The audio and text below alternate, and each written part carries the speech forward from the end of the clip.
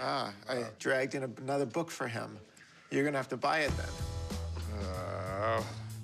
What is it? Well, you've heard of Geneva watches, right? Yeah. Well, this is the Geneva Bible. It's a Protestant Bible printed in the year 1583. You know, King Henry basically decided that he wanted a divorce and they wouldn't give it to him, so he basically ended Catholicism in England and started his own religion because he hated his wife that much. Men have been known to do a lot of things for women. Yeah, I can't imagine hating somebody that much. My name is Adam. I'm coming back to the pawn shop today with a really interesting 16th century English Bible. It's known as the Geneva Bible.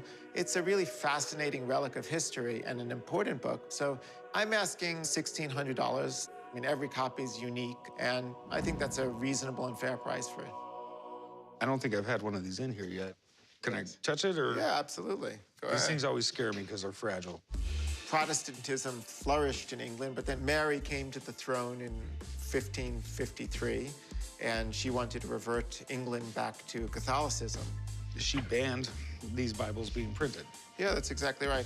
Didn't she burn out all the Protestants' eyes or something? Bloody Mary, that's it. You probably know the drink for sure. I mean, she definitely tortured and persecuted a lot of Protestants. So the Protestants fled to Geneva, which was a refuge for them. And for the first time, really, they translated the entire Bible out of the original languages, Aramaic, Hebrew, and Greek, into an English Bible. And this was the first really accessible Bible that people could read in the English language.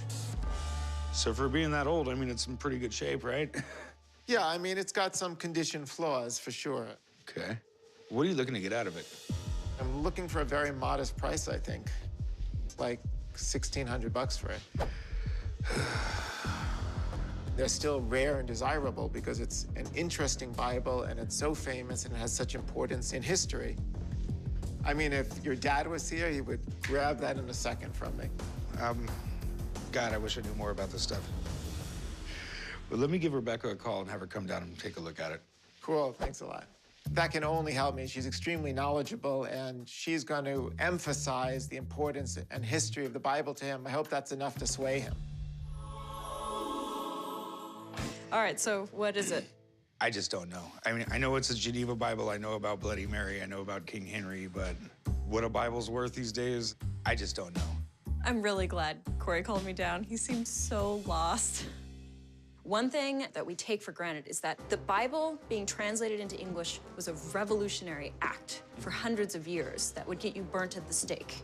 And this revolution affected our English language culture. I mean, this is the Bible that Shakespeare used.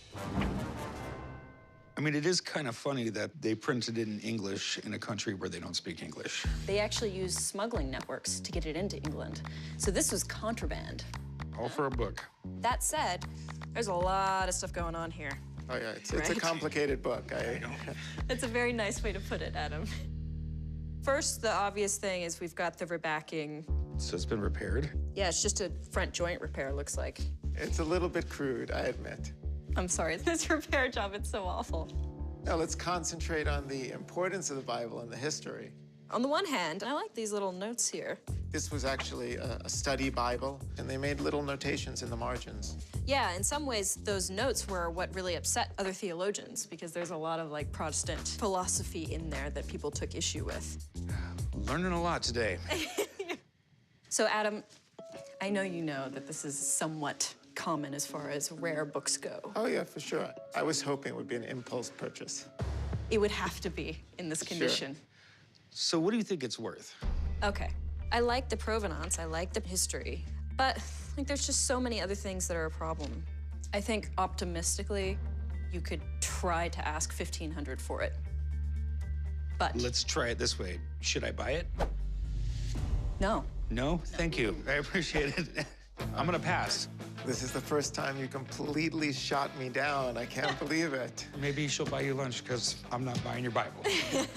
Yeah. Oh, poor, poor Bible. The Bible has some issues, but we all have issues. Mr. Brown and I got along famously. Why he tittled through a pass, I caught the ball myself. It's got a name engraved on it. How did you end up with this?